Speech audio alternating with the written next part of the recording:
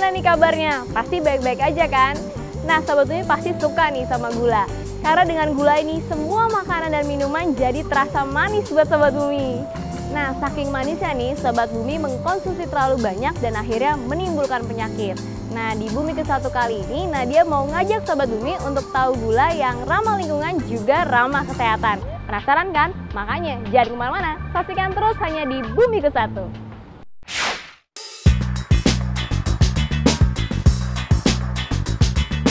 Halo Sobat Bumi, semoga dalam keadaan baik ya.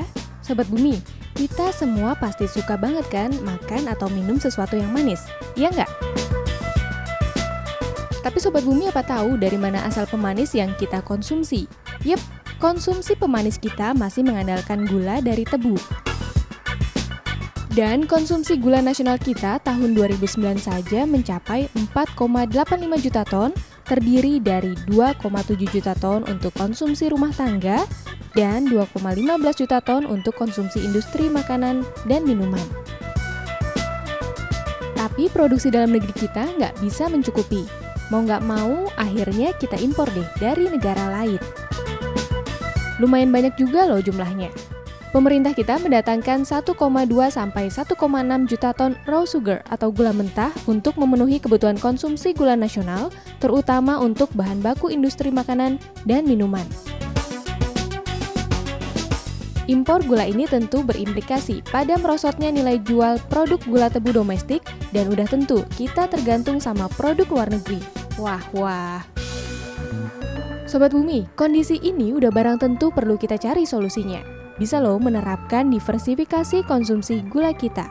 Nah, caranya dengan mencari alternatif sumber gula alami non-tebu, dan salah satunya adalah gula dari nira kelapa pilihan. Apalagi kita punya begitu banyak perkebunan kelapa, sayang kan kalau nggak dimanfaatin. Mau tahu apa itu gula dari nira kelapa ini? Simak bareng yuk!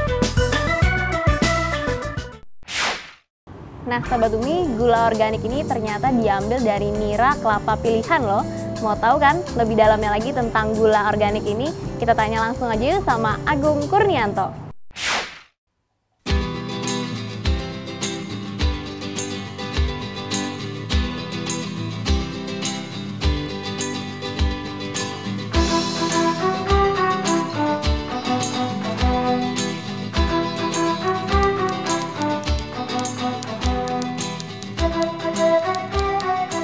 Untuk potensi kelapa di Desa Watu Agung sebetulnya semuanya sudah terserap dari kelapanya itu sendiri, tempurung kelapanya, sabut kelapanya, sampai yang utama itu produk gula kelapanya itu. Untuk tempurung kelapa udah banyak istilahnya, itu merupakan produk sampingan. Sebetulnya mereka membuat kopra. Kopra itu dari daging kelapanya itu, terus air kopranya itu, air deganya istilahnya itu untuk membuat mata dekoko, tempurung kelapanya untuk buat berikat tempurung batu kelapa, dan sabutnya juga untuk istilahnya dia untuk sabut kelapa sendiri ada pemasarannya. Dan memang untuk saat ini kita sedang fokus untuk pengembangan turunan gula kelapanya itu.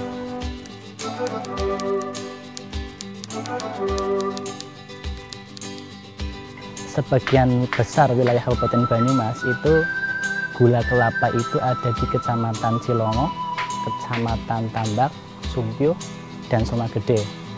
Untuk gula itu sendiri sebetulnya Watu Agung itu paling besar kapasitasnya, karena dalam satu desa itu luasnya lebih dari 4 desa sekitar. Di Kecamatan Tambak itu Watu Agung desanya paling luas, perbatasannya utara itu Kabupaten Banjarnegara, daerah timur Kabupaten Kebumen, dan sebelah selatan itu udah Kabupaten Cilacap. Jadi memang untuk wilayah Watu Agung sendiri sangat besar, dan untuk pohon kelapa itu hampir di setiap jengkal tanah Watu Agung itu ada pohon kelapa. Dan kelapa yang produktif itu yang untuk dibuat gula kelapa cetak itu sendiri hampir ada 10 ton per harinya dari Desa Watu Agung itu sendiri. Itu yang gula kelapa cetak itu. Jadi memang saat ini gula kelapa semakin ke sini semakin banyak. Cuma kan kendalanya mereka itu mengolah kelapa sebagai usaha sampingan. Jadi mereka memang menderes kelapa itu bukan sebagai mata pencaharian utama seperti mereka menanam padi atau menanam untuk komoditi yang lain, tapi mereka memang untuk usaha sampingan. Jadi mereka pagi ngambil nira, terus siangnya mereka tinggal untuk kerja yang utamanya seperti jadi buruh di buruh bangunan atau buruh di pabrik kayu, dan sorenya mereka untuk menderes lagi.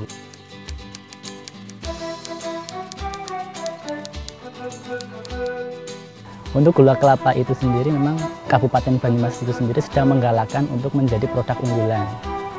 Itu termasuk dalam 7 produk unggulan Kabupaten Banyumas. Selain batik dan istilahnya pariwisata, gula kelapa termasuk salah satu unggulan Kabupaten Banyumas. Cuma memang untuk saat ini belum tergarap secara maksimal. Jadi istilahnya untuk gula kelapa yang untuk kristal itu baru sepersekian persen dari gula kelapa cetak yang ada di Kabupaten Banyumas.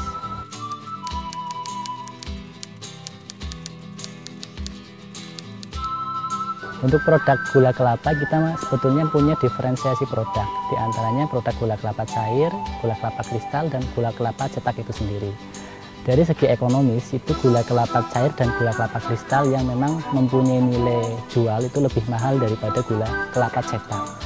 Untuk saat ini memang sedang kita fokus ke gula kelapa kristal karena hal ini yang memungkinkan untuk dikerjakan oleh petani di Desa Watuagung.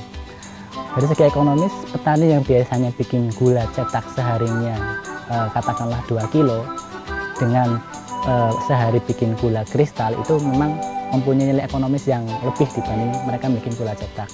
Karena harga antara gula cetak dengan gula kristal itu sendiri mempunyai selisih sekitar kalau saat ini sekitar 2.000-3.000 lah, katakanlah seperti itu. Jadi katakanlah kalau sehari mereka bikin 2 kilo, seminggunya dikalikan 7 kan sudah bisa menghitung lah kira-kira keuntungan lebihnya membuat gula kristal itu.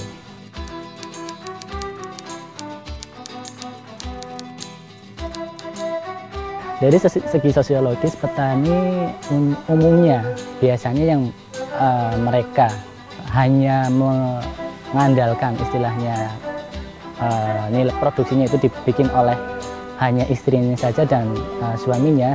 Untuk saat ini untuk gula kelapa kristal memang kita bikin sentra, kita rekrut masyarakat yang memang dia tidak punya lahan untuk membuat kelapa, kita rekrut mereka supaya bisa berproduksi di sentra ini. Jadi intinya masyarakat yang katakanlah kalau nilai produktifnya nggak ada di rumah, mereka datang ke sini dan mereka membuat gula kristal di sentra ini.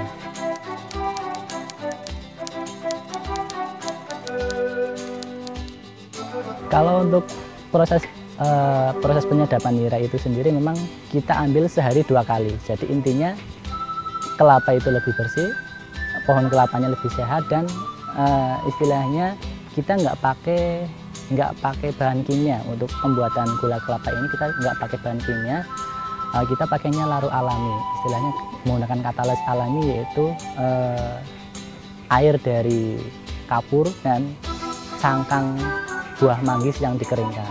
Kita pakai itu, jadi intinya kita alami dan nggak merusak lingkungan. Untuk pupuk pun kita nggak pernah melakukan pemupukan yang istilahnya pupuk non organik kepada pohon, malah kadang-kadang malah nggak pernah dipupuk untuk pohonnya. Jadi bisa dikatakan memang dari pohonnya sendiri kita udah organik, dan untuk lingkungan sendiri memang green istilahnya, terhadap ramah lingkungan.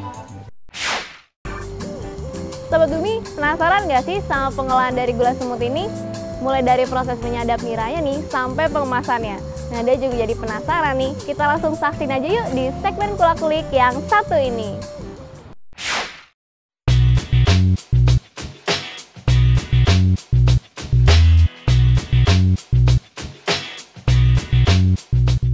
Ini adalah tahap awal dari proses pembuatan gula kristal. Jadi untuk tahap awal kita proses pengambilan nira. Nira itu diambil 2 kali, pagi sama sore. Dan ini untuk proses nira yang diambil untuk pagi sampai sore hari ini sekitar mungkin setengah liter lah, setengah liter untuk niranya ini. Dan nanti dari nira ini kita masak untuk dijadikan sebagai gula kristal itu.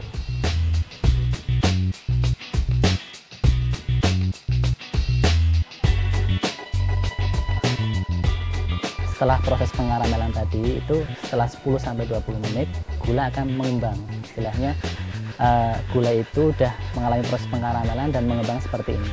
Kalau sudah prosesnya mengembang itu tinggal kita aduk sedikit saja, nanti diangkat untuk proses selanjutnya yaitu kristalisasi. Saat ini kita sampai pada tahap kristalisasi. Jadi setelah dari mendidih tadi diangkat, kemudian proses pendinginan dan kristalisasi. Kristalisasi sebetulnya untuk kita mendapatkan tekstur gula kelapa yang lebih seperti tekstur pasir. Jadi istilahnya dia mapur atau katakanlah apa ya, lebih renyah lah untuk bisa dibikin kristal seperti ini. Nanti kita diamkan saja seperti ini, kemudian diaduk-aduk, nanti akan mereka mengkristal sendiri. Kemudian setelah proses kristalisasi ini, kemudian kita nanti tinggal proses penghancuran atau penggerusan. Nanti dari proses kristalisasi ini tinggal kita proses penggerusannya lagi.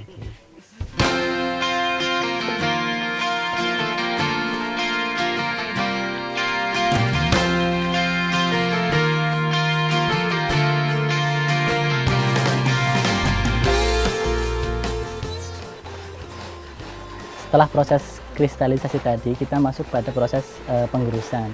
Proses penggerusan ini nantinya kita diharapkan mendapatkan gula kristal yang teksturnya seperti pasir. Untuk alatnya sendiri sih memang kita masih manual dan masih sangat tradisional. Itu dari tempurung batok kelapa ini kita buat seperti ini untuk proses penggerusannya. Saat ini kita memasuki tahap akhir dari proses gula kelapa kristal itu. Setelah proses penggerusan ini, kemudian kita langsung masuk ke proses pengayakan. Jadi gula-gula kristal yang sudah digerus ini kita untuk diayak selanjutnya. Kemudian hasil dari pengayakan ini sudah menjadi gula kristal yang mempunyai tingkat kekeringan tertentu. Tinggal gula kristal ini kita keringkan dengan pengeringan matahari atau dengan pengeringan oven sampai tingkat kekeringannya sekitar 3% itu. 3% ke bawah lah untuk gula kristal yang bagus itu.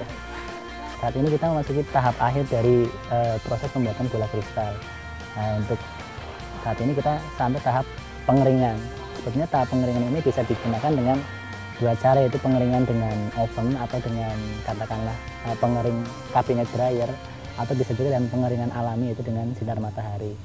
Untuk pengeringan itu sendiri kita maksimal itu sekitar kadar air 3% ke bawah, maksimal 3%. Untuk bisa selanjutnya untuk disortase dan kemudian bisa di packing.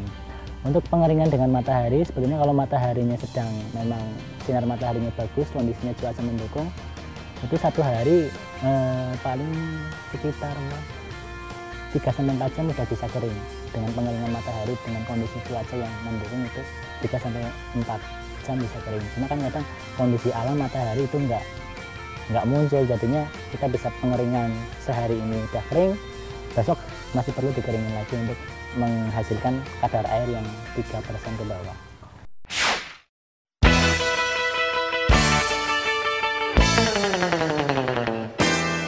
Gimana Sobat Bumi? Udah mulai ngerti kan apa itu gula hasil olahan dari nira kelapa? Oke, kita kasih bocorannya nih tentang gula kelapa ini. Sekarang ini udah mulai banyak ragam produk dari gula kelapa ini. Kalau dulu hanya sebatas gula kelapa cetak, sekarang mulai berkembang bentuk gula kelapa kristal atau biasa juga disebut gula semut organik. Gula semut ini punya banyak kelebihan dibanding gula cetak, seperti lebih higienis, bebas bahan kimia, mudah larut karena berbentuk kristal, juga diperkaya bahan lain seperti yodium, vitamin A, juga mineral. Sifatnya yang khas dan aman bagi kesehatan tentu menjadi daya tarik tersendiri buat konsumen dibandingkan dengan gula sintetis yang banyak menggunakan pemanis dan pewarna buatan yang dapat membahayakan kesehatan konsumen. Tentunya pengembangan industri kecil gula semut ini perlu terus kita dukung.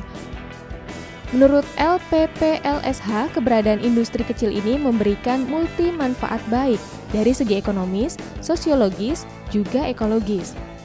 Dari aspek ekonomi, perajin gula dapat meningkatkan kualitas produksi sehingga perajin memiliki posisi tawar dan dapat menentukan harga yang lebih maksimal. Sementara dari sisi sosiologis, industri ini akan mampu membuka lapangan kerja.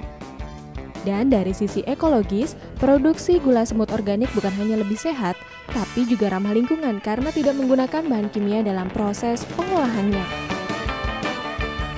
Nah, Sobat Bumi, udah saatnya deh buat kita semua untuk mulai beralih konsumsi produk-produk yang nggak cuma ramah kesehatan, tapi juga ramah lingkungan.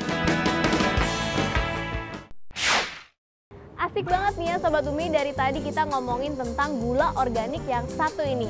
Tapi masih banyak nih info dari Agung Kurnianto. Makanya langsung aja yuk kita saksiin di obrolan yang satu ini.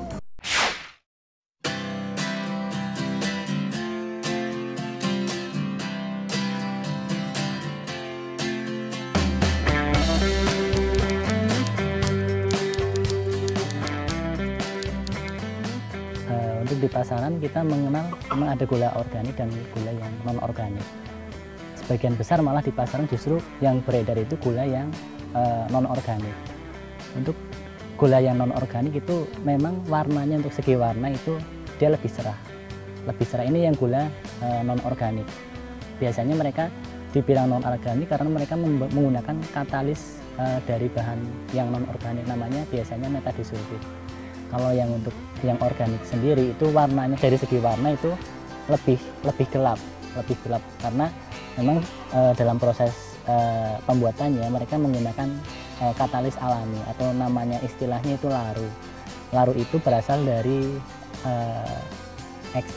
dari kapur yang dikasih air kemudian dicampur dengan cangkang atau kulit dari buah manggis yang dikeringkan, itu dicampur jadi satu, kemudian airnya itu untuk membuat katalis yang organik. Perbedaannya mencolok memang dari segi warna. Dari segi warna untuk yang non organik yang pakai bahan kimia itu lebih cerah dan mungkin lebih menarik sih daripada yang non organik. Kalau non organik memang dari segi warna lebih gelap. Untuk rasanya sendiri, ciri yang lain kita bisa membedakan adalah dengan kita membeli garis. Kalau yang organik garisnya nggak begitu ketara, tapi kalau yang non organik garisnya memang yang bisa diperhatikan dengan kasat mata itu garisnya lebih kerasa daripada yang non organik. Dari segi rasa sendiri itu untuk yang organik itu rasanya lebih legit. Di lidah itu nggak ada rasa yang tertinggal getir-getir, itu nggak ada. Tapi untuk yang non organik itu di lidah ada kayak rasa-rasa nyinyir yang tertinggal di lidah, itu ada. Itu dari segi rasa dan segi warna. Sebetulnya kalau untuk membedakan ini sih harus ada uji lab, tapi untuk secara kasat mata dan kita istilahnya bisa membedakan langsung di pasaran itu seperti itu.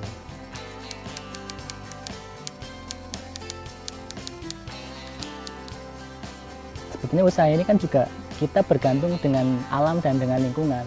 Kalaupun katakanlah alam sedang nggak bagus, tetap aja itu hasilnya nggak maksimal. Makanya kalau misal kita membuat usaha kok yang nggak ramah lingkungan, artinya kita sama saja dengan istilahnya mematikan usaha kita sendiri. Dan memang untuk saat ini kita dari tuntutan pasar itu kita harus memang yang ramah lingkungan, itu pentingnya seperti itu. Dan mungkin menurut kami dengan rekan-rekan itu usaha ramah lingkungan itu bisa membawa apa ya, di samping kita membawa dampak yang bagus buat lingkungan, itu juga mungkin lebih kepada manfaat ya dari kita sendiri yang kita dapat, yaitu kita lebih bisa bermanfaat lah buat lingkungan itu sendiri. Mungkin seperti itu.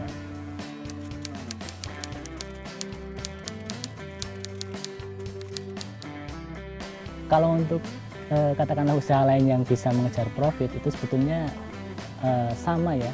Ini juga menguntungkan juga sebetulnya kalau memang kita bisa mengolahnya, kita bisa konsisten dengan produk kita, sebetulnya profit itu kan akan mengikuti apa yang kita capai. Jadi meskipun kita profitnya perlahan, tapi kalau memang kita konsisten dan kita istilahnya bisa fight di usaha yang ramah lingkungan ini, profit juga akan mengikuti kok, kita yakin itu.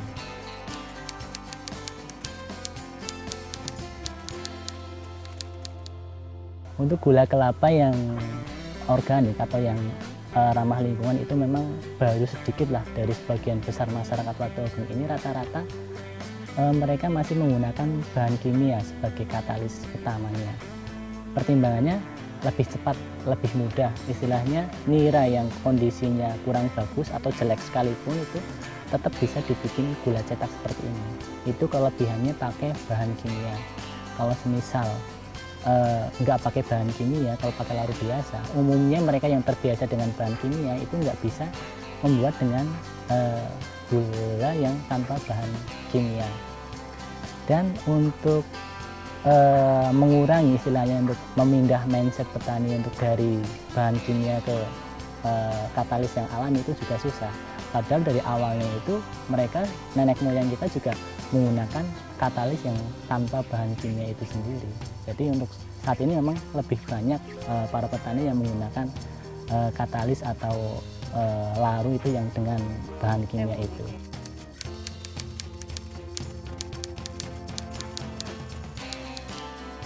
Kalau seberapa banyak usaha yang menerapkan konsep lingkungan, sebetulnya nggak banyak lah, bisa dikatakan hampir cuma 1%-nya lah, 1% dari sebagian besar usaha itu. Cuma memang ada petani yang sebetulnya dia sendiri pun nggak mau membuat gula seperti ini. Istilahnya untuk konsumsi sendiri mereka lebih memilih gula yang organik. Di samping rasanya yang lebih legit dan lebih enak, itu mereka untuk konsumsi sendiri lebih mau untuk bikin gula yang non organik. Tapi berdasarkan kebutuhan istilahnya ekonomi, katakanlah kalau memang dia bikin gula yang organik kadang-kadang nggak bisa, mereka terpaksa membuat gula yang pakai sulfit ini.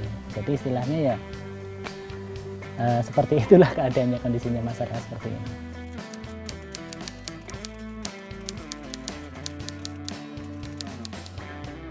Untuk saat ini memang kita sedang istilahnya campaign ya, kampanye untuk gula yang kristal ini. Dalam benak kami teman-teman semua itu gula kelapa yang istilahnya kualitas utama itu malah jadi konsumsi masyarakat luar. Istilahnya masyarakat luar malah menghendaki untuk merasakan seperti apa gula kristal, padahal kita sendiri yang punya bahan bakunya, punya produknya malah mengkonsumsi gula-gula yang dari luar yang notabene itu kurang baik buat kesehatan. Makanya dari itu kita ikut salah satunya perlombaan, terus istilahnya challenge-challenge yang lain itu, di samping memang kita untuk menguji seberapa jauh kemampuan kita juga ingin campaign ini loh, sebetulnya ada produk yang memang bagus yang belum atau kurang maksimal tergarap di wilayah kita. Gimana Sobat Bumi? Udah saksikan semua info tentang gula semut? Gimana nih, tertariknya Sobat Bumi untuk beralih mengkonsumsi gula yang lebih sehat pastinya? Intinya nih Sobat Bumi, gula semut ini ramah banget terhadap lingkungan karena bahan organiknya itu. Dan yang lebih penting lagi, ramah buat kesehatan Sobat Bumi. Buat Sobat Bumi yang gaul, pastinya punya Twitter kan? Ayo dong follow Twitter kami di Bumiku1 Diet TV. Dan jangan bosan-bosannya untuk saksiin episode-episode menarik lainnya hanya di Bumiku1 setiap hari Minggu jam 15.30. Nadia pamit dulu ya, sampai ketemu minggu depan. Bumiku1, lestarikan selalu. Dadah Sobat Bumi!